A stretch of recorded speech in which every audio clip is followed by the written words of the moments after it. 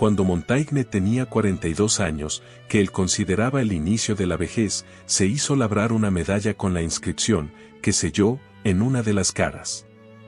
Vivió en un tiempo en que la ciencia iba cobrando entidad propia, pero no era científico, sino hombre de letras y del campo, que fue en busca del conocimiento en sí mismo. Si poseo algún conocimiento u opinión, se preguntaba, ¿en qué se basan? ¿Qué es esto que llamo mi yo? ¿Soy simplemente una ráfaga de emociones y pensamientos pasajeros, o algo más sustancial? Montaigne empleó la palabra ensayo en el sentido de juicio, verificar lo que parece que es verdad, sobre el mundo y sobre sí mismo. Su colección de ensayos es una especie de biografía, pero pone todo el empeño en que no parezca que con ella quiera elogiarse él mismo. El tono de los ensayos es más de curiosidad que de cualquier otra cosa. En una carta prefacio señala lo siguiente: si mi propósito hubiera sido ganarme el favor del mundo, debería haberme puesto prendas más nobles y mostrarme en actitud estudiada. Pero quiero aparecer con mi vestido sencillo, natural y de todos los días, sin impostura ni artificio. De hecho, los ensayos parecen a menudo una lista de sus deficiencias. En los primeros años de su vida, Montaigne fue iniciado en el latín, y el libro está repleto de citas de sus héroes, Virgilio, Ovidio, Séneca, Plutarco, Cicerón, Catón y Cátulo. No lo cita para demostrar su erudición, sino, al contrario, dice, emplea sus virtudes como tapadera de mis flaquezas. Algunos de los extravagantes temas de que se ocupa son, de los olores, del afecto de los padres por sus hijos, de la costumbre de vestir, del poder de la imaginación, de 3 tipos de relaciones, y, de los caníbales.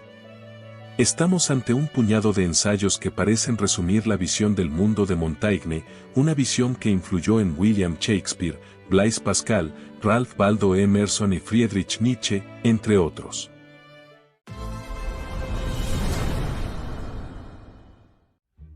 La debilidad y la vanidad humanas. El más extenso de los ensayos, de la presunción, es posiblemente el mejor y se puede resumir en estas palabras. Es mi opinión que el ama y la madre de las opiniones más falsas, tanto públicas como privadas, es la desmesurada opinión que el hombre tiene de sí mismo. A Montaigne no le entusiasman los científicos, o al menos no siente pasión alguna por su aire de certeza.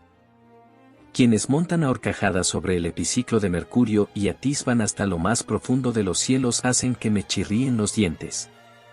Con su propio estudio de la humanidad, que le dice que nos solemos equivocar incluso en los asuntos más elementales, se pregunta por qué hemos de dar tanto crédito a quienes exponen las causas de la subida y la bajada del Nilo.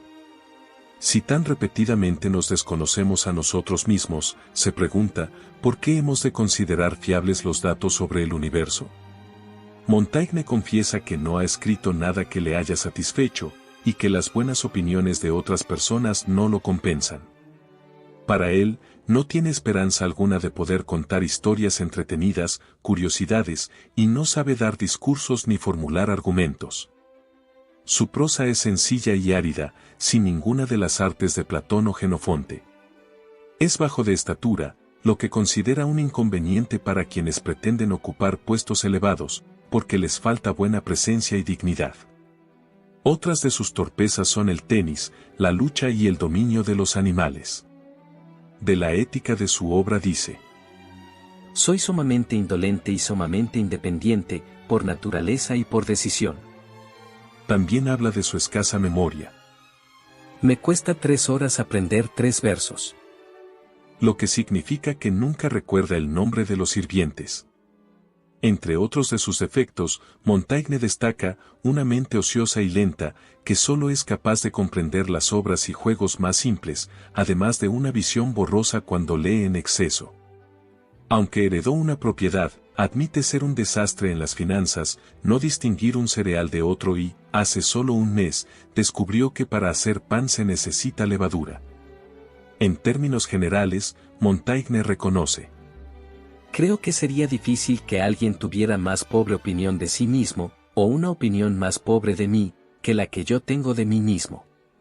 Me confieso culpable de los defectos más mezquinos y ordinarios. No los niego ni los excuso. Sin embargo, con la aceptación incondicional de toda la amplitud y variedad de su ignorancia y sus defectos, confía en ser capaz de desvelar algunos aspectos sobre sí mismo que son verdaderos. Señalando que sea lo que fuera que desvele que soy, dado que me muestro tal como soy, cumpliré mi propósito. Al final, lo único que le queda es su propio juicio, o razón. Puede parecer extraño, tal vez, que Montaigne tenga en tan alta consideración esta facultad suya, pero también admite que es una fuente de vanidad. Estamos dispuestos a reconocer en los demás mayor coraje, fuerza física, experiencia, agilidad o belleza. Pero a nadie concedemos un juicio superior. Nuestra vanagloria tiene dos caras, la sobreestima de nosotros mismos y la subestima de los demás. Basta de máscaras. La acción osada se considera viril, y así sabemos que Montaigne muestra todas sus flaquezas al admitir su indecisión. Recuerda la sincera observación de Petrarca: ni el sí, ni el no, suenan con claridad en mi corazón. Sabe defender sus puntos de vista, pero tiene dificultades para formarse opiniones propias, por lo que podría dejar igualmente sus decisiones al capricho de los dados. Así pues, solo sirvo para seguir a la multitud, y dejo que me lleve sin reparo alguno. No tengo confianza suficiente en mis propias capacidades para erigirme en capitán o guía, me complace que otros me marquen el camino. La consecuencia de tal retraimiento es el escepticismo de Montaigne ante quienes proclaman la certeza y la verdad absoluta.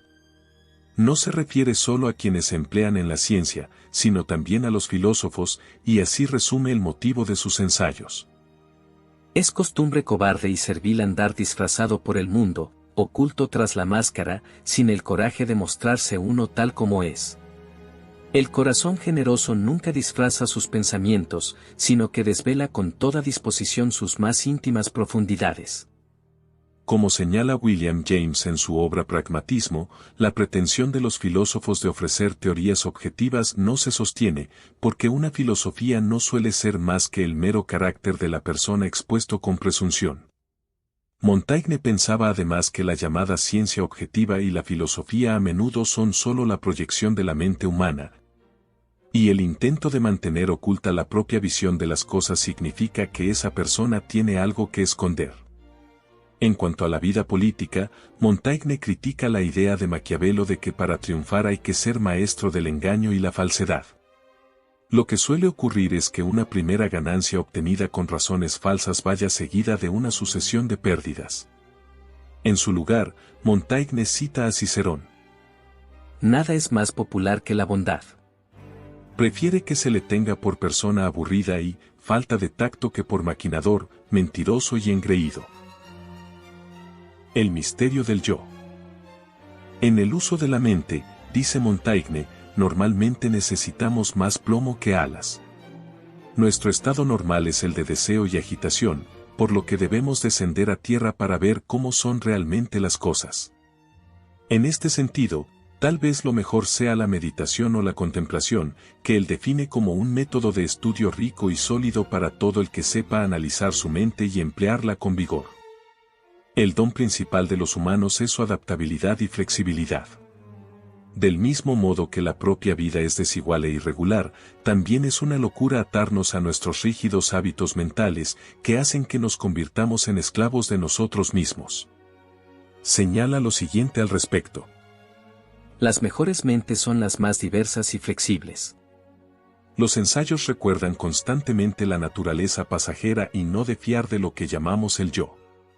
En su apartado llamado, de los libros, Montaigne rechaza la idea de que la persona adquiere mayor conocimiento y sabiduría a medida que se hace mayor y se convierte en una sola pieza.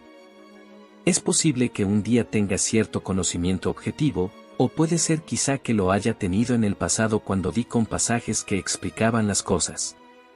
Pero lo he olvidado todo, porque aunque soy hombre de lecturas, no retengo nada. Todo lo que puede hacer, señala, es decir que en un determinado momento parece que sabe. En cualquier caso, ni siquiera desea saberlo todo. Para él es más importante vivir de forma placentera y sin excesivo trabajo. Si lee, lo hace por puro entretenimiento, y si el libro es más serio, debe mostrarle un modo más claro de autoconocimiento, o cómo vivir y morir bien. Montaigne se contradice en varios puntos, aunque no es necesariamente signo de debilidad. Como diría Walt Whitman varios siglos después. Soy inmenso, contengo multitudes, y todos esos yos ven las cosas de forma distinta en cada momento. Una filosofía sin dogmas. En ausencia de una visión del mundo bien estructurada, algunos señalan que Montaigne no fue filósofo en modo alguno. Sin embargo, su aversión a los grandes sistemas filosóficos o teológicos en realidad hace de él un filósofo de tipo muy moderno, que puso en entredicho las certezas científicas y religiosas de su tiempo. Sobre el tema del libre albedrío, por ejemplo, abandona el dogma de la Iglesia para asumir la idea de los estoicos de que formamos parte de un universo completo. En su ensayo, del arrepentimiento, se pregunta qué sentido tiene arrepentirse de algo. La mente no puede, ni con el deseo ni con el razonamiento, alterar la más mínima parte sin desbaratar todo el orden de las cosas, pasadas y futuras. Con esta actitud, se entiende que Montaigne no se pudiera tomar en serio a sí mismo, y con ello evitaba las mentiras que la mayoría de las personas se cuentan. Compara dos filósofos, Demócrito y Heráclito. El primero era conocido por su burla y su visión irónica de la vida humana, mientras que el segundo lo era como el filósofo llorón, tanta era la lástima y la compasión que sentía por la condición humana. Montaigne está del lado de Demócrito, porque el hombre merece el escarnio, no como depositario del pecado o la miseria, sino simplemente por loco. No estamos tan colmados de mal, señala, como de locura. Sin embargo, el escepticismo y el fatalismo no justifican una vida disoluta. Montaigne, al evitar las pasiones y los extremismos, como indicaba la inscripción, refreno, en el reverso de su medalla, se liberaba para la contemplación y la meditación, prácticas que consideraba reveladoras tanto de sí mismo como de los demás y del mundo. Uno de los muchos pasajes ingeniosos de su obra dice: Es bueno nacer en tiempos depravados, porque, en comparación con otros, adquieres fama de virtuoso a muy bajo precio. Montaigne señala la observación del satírico romano Percio. Ningún hombre intenta descender a su propio interior. Pero precisamente así creó un modelo más personal de filosofía. Quien desee escribir su autobiografía haría bien en leer primero a Montaigne. Descubrirá que es más relevante preguntarse, ¿qué significa ser como soy, que, cómo lo hice? Es decir, reflexionar sobre ser una persona que vive en el aquí y ahora, con estas limitaciones y este potencial. El mensaje de Michel de Montaigne es contundente: la mayoría de las formas de conocimiento son engreimiento, ya es suficiente tarea intentar saber algo de nosotros mismos. Deseo que este video te haya resultado valioso. En ese caso, sugiero que te suscribas al canal para ver más contenido de este estilo. Hasta pronto.